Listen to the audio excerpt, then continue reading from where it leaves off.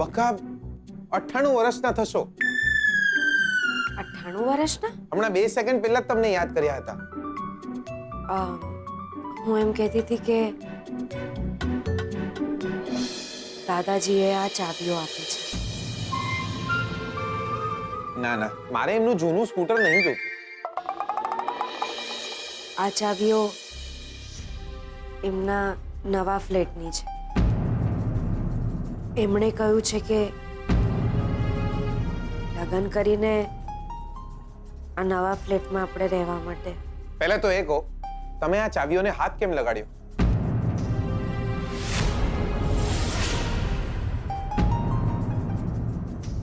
નહીં, આ મને દાદાજીએ કહ્યું. દાદા જે કહ્યું હશે કે આપણે બે લગ્ન કરવાના છીએ, તો હાલો આ નવો ફ્લેટ રાખો, ખાઈ પીને મજા કરો. અને તમે ચાવીઓ લઈ લીધી એમ ને? નહીં એટલે કે પેલા ગોમના દિયોરો કંઈક તો શરમ કરો યાર. લક્ષ્મી, આપણા સાચે બી લગ્ન થવાના હોય ને તો કોઈની પાસે ચાંદલો માગીએ એમાંના નહીં આપણે. તમે જો મારું ઘર માંડવાના હો તો એ ઘર બી મારું અને એ ઘર ખરીદવાની હિંમત બી મારી હોય.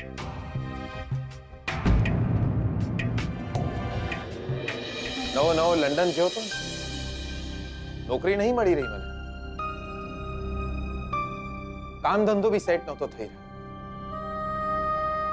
ભાડું ભરવાના પૈસા નહોતા મારી જોડે. 2 દાડા રસ્તા પર રહ્યો છું, પણ ત્યારે બી આત્મારામ પટેલને ફોન કરીને એમ નહીં કહ્યું કે ઓ બાપા પૈસા નહીં મારી જોડે, થોડા પૈસા મોકલાવો ને યાર, તમારો જીગલો 2 દાડાથી ભૂખ્યો છે. કોઈ દાડા બાપ સામે હાથ નથી લંબાયા તો દાદાજી પાસે થોડી કઈ લેવાનું હોય યાર.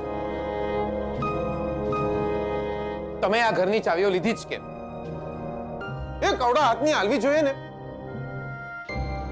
આજે આપણા લગ્ન થવાના હોત ને દિયોર, તો આજે તમને ખરેખર પડી ગઈ હોત. નાક કાપી નાખ્યું તમે તો મારું યાર. લક્ષ્મી, હું તમારા માથે હાથ મૂકું ને એ જ તમારું ઘર. તમે આ ચાવીઓ લીધી જ કેમ? આલી આવો, હમણાં ને હમણાં આ ચાવીઓ દાદાજીને આલીને આવો. લક્ષ્મી, તમે આવું કર્યું યાર? અરે તમે તો એ જ લક્ષ્મી છો જેને 11 કરોડ રૂપિયાની મિલકત હસતા મોઢે શંભુના નામે કરી આલી હતી. અને તમે આવું કર્યું યાર? ના મજા આવી યાર, ના મજા આવી દિયોર. તમે હમણાં ને હમણાં આ ચાવીઓ દાદાજીને પાછી આલીને આવો, જાઓ. અને એમ બી લક્ષ્મી, આપણે શું કરીશું આ ઘરનું? આપણું ઘર ના બનવાનું છે ના વસવાનું છે. પણ મેં વિચારી રાખ્યું છે કે આપણું ઘર કેવું હશે. આપણું ઘર વાદળોની વચ્ચે હશે. આમ દરવાજો ખોલીએ ને એટલે મેં એક ધનુષ પૂછ્યા વિના જ ઘરમાં આવી જાય. અને ઘરમાં લાઈટની જરૂર બી ના પડે. ખબર છે કેમ? કારણ કે આપણા ઘરની આજુબાજુ બહુ બધા તારાઓ હશે. જરૂર પડે એમ તારાઓને તોડીને ઘરમાં લગાવી દેવાના. પણ એક જ તકલીફ છે યાર, આપણું આ બહુ સુંદર ઘર સ્વર્ગમાં છે. મર્યા પછી જ આ ઘર વસી શકે એમ છે. લક્ષ્મી, ત્યાં આપણે બંને જોડે જોડે રહેશું. હા, આપણું ઘર બહુ સુંદર હશે. આપણને નહીં જરૂર આવા નાના મોટા ઘરની. જાઓ જાઓ, આ ચાવીઓ દાદાજીને આલીને આવો, જાઓ.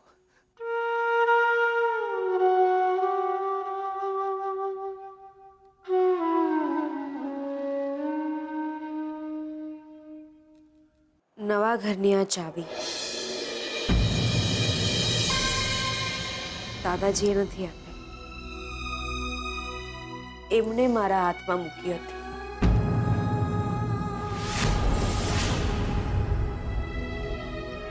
અને એમનું આપેલું હું કંઈ ટાળી નથી શકતી ને. હું તો આ ચાવીઓ દાદાજીને પાછી જ આપવા જતી હતી.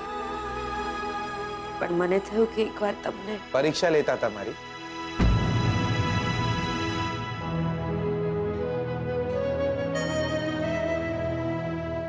કહી શકાય. તો શું લાગ્યું? સાચું કહું, આ ચાવીઓ જે નવા ઘરની છે એના કરતા તમારું વિચારેલું ઘર વધુ સુંદર છે.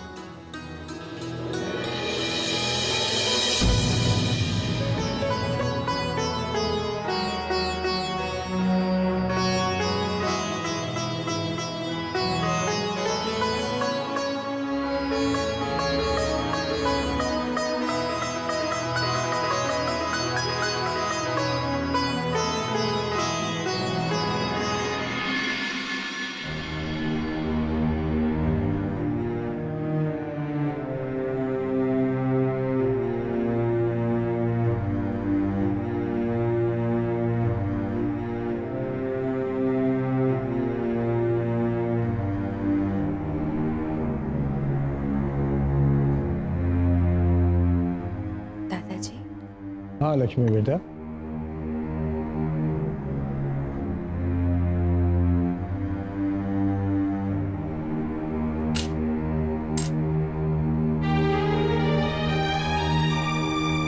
દાદાજી, મને બસ તમારા આશીર્વાદ જોઈએ.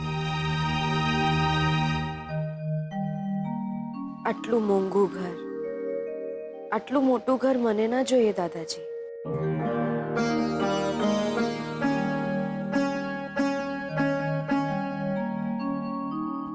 જરૂર. એક બાજુ દાદાજી કહે છે અને બીજી બાજુ દાદાજી આપેલું ઘર પાછું આપી દે. આ ઘરની દીકરી માટે અમે આટલું તો કરી શકીએ ને. દાદીજી, ઘર તો આશીર્વાદથી વસતા હોય ને. તમે માત્ર તમારો હાથ મારા માથે રાખજો. મારું ઘર તો એ જ્યાં આપણે બધા સાથે રહેતા હોઈએ. અરે પણ લક્ષ્મી બેટા, જીગર અને તું એમને પણ મને ના પાડી દાદાજી.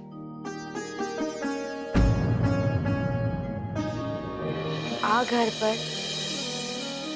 ઘર પર માત્ર સારિકા ફોઈનો હક. આને કહેવાય સંસ્કાર. કરોડો રૂપિયાના ઘર કરતા આપણા આશીર્વાદ વધારે મોંઘા કર્યા આ છોકરીએ.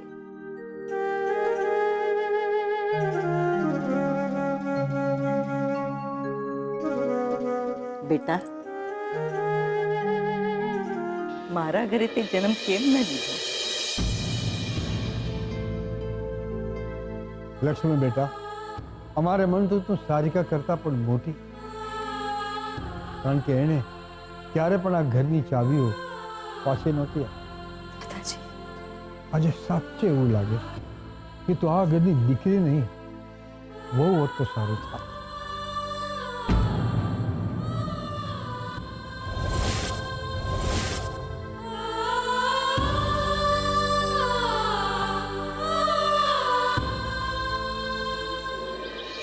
કેવું છે હવે મમ્મી?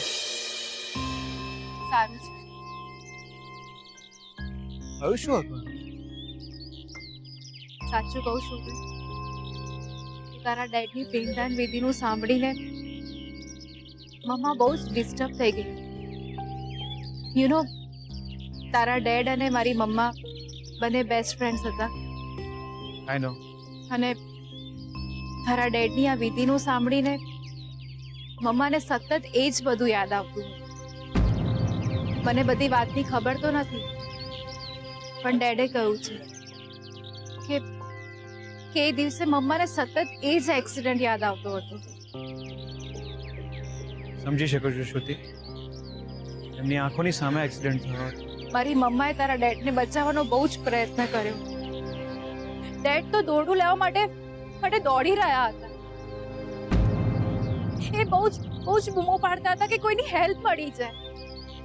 મમ્માએ પણ તારા ડેડનો હાથ પકડી રાખ્યો હતો, પણ મમ્માને બહુ જ ગમી છે કે તારા ડેડને બચાવી નહોતી શકે. It's all right Shruti